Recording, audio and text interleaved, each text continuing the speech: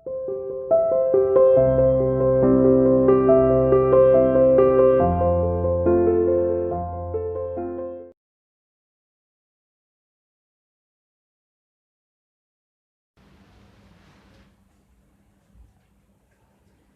Students, welcome to CR international school online classes.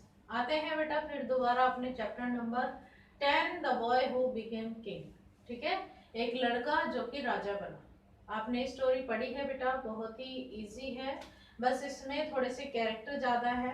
ठीक है, और मैं आपको फिर दोबारा से रिमाइंड करवा दूँ इस चैप्टर की स्टोरी के बारे में।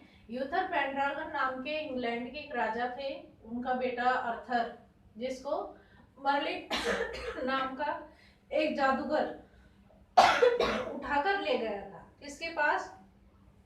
एक नाइट यानी कि एक योद्धा के पास, जिसका नाम था सर एक्टर। ठीक है, मर्लिन जो जादूगर था वो अर्थर को उठाकर कहाँ ले गया था? सर एक्टर के पास। सर एक्टर ने फिर किसको? अर्थर को पाल पोस कर बड़ा किया। सर एक्टर के ऑलरेडी ही एक बेटा था, सर किंग।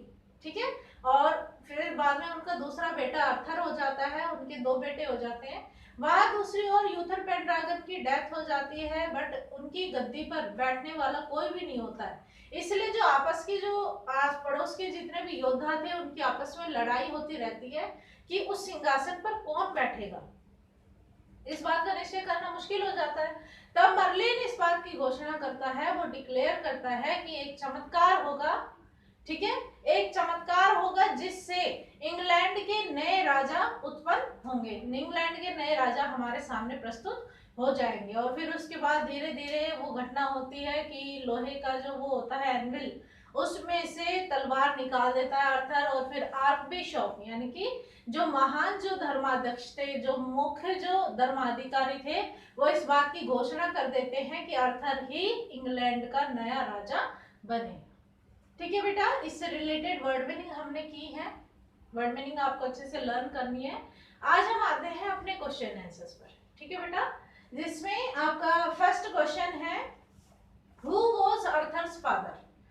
ठीक है, देखो मैंने जैसे आपको ट्रांसलेशन अभी समरी बताई है चैप्टर की, इस तरीके से आपको भी समरी याद होनी चाहिए। अगर याद होगी तो आप आंसर आसानी से अपने आप लिख सकते हैं।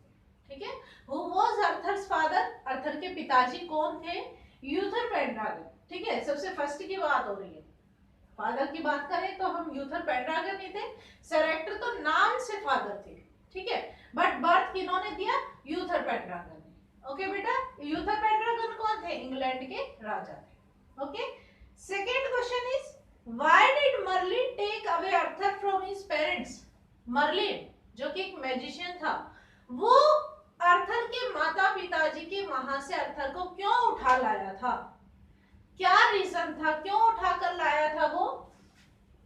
मर्लिन वांटेड अर्थर, मर्लिन चाहता था कि Arthur the future king of Britain and to prove that he was a true king. Merlin चाहता था कि अर्थर हमारा यानी कि इंग्लैंड का फ्यूचर किंग बने, इंग्लैंड का आने वाला राजा बने, इंग्लैंड का भविष्य में राजा बने, and to prove that he was a true king. और साथ में वो ये भी वो करना चाहता था, साबित करना चाहता था कि वो ही एक सच्चा राजा है, उसके तुलना में कोई भी अन्य राजा नहीं है, वो ही एक सच्चा और न्यायप्रिय राजा बन सकता है।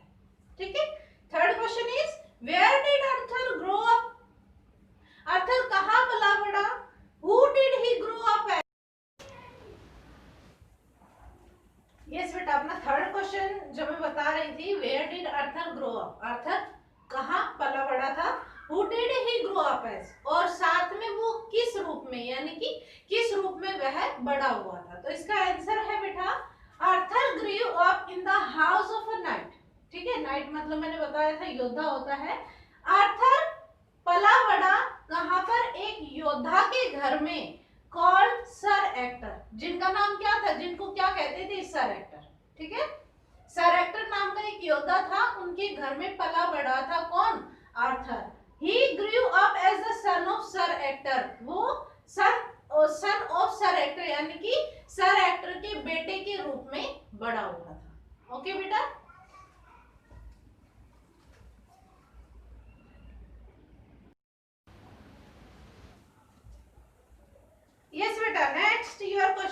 4 is what made Arthur go and fetch a sword. ऐसा क्या हुआ कि अर्थर को जाकर वो तलवार लानी पड़ी, ठीक है, यानी कि ऐसे क्या वजह थी, क्या कारण था कि अर्थर गया और वह तलवार लेकर आया. Answer is when they left their house. When they, कौन दे, कौन कौन है यहाँ पर, सर हेक्टर और उनके दोनों बेटे अर्थर एंड सर के, ठीक है. जब वो तीनों घर से निकल गए, सर के रियलाइज, तब सर के को अचानक से इस बात का एहसास हुआ that he had forgotten his sword. किस बात का एहसास हुआ कि वह अपनी तलवार को भूल आया है. This made Arthur go and fetch a sword. और इसी वजह से अर्थर को कहां जाना पड़ा, वापस जाना पड़ा तलवार लाने. ठीक है बेटा, क्वेश्चन क्या था कि अर्थर को किस वजह से वापस जाना पड़ा तलवार लाने के लिए. ठीक है, तो इसमें क्या था कि बाद में सरके को याद आता है, जब वो निकल जाते हैं तब सरके को ये बात एहसास होती है इस बात का कि वह अपनी तलवार को वहीं भूल आया है, इसलिए अर्थर को वापस जाना पड़ता है. Last question is what was written on the annual in the churchyard. वो जो गिरजाघर था वहां पर जो लोहे का वो लट्ठा पड़ा हुआ था, लोहे का जो पत्थर था, उस पर क्या वर्ड्स लिखे हुए थे, क्या थे वो वर्ड्स?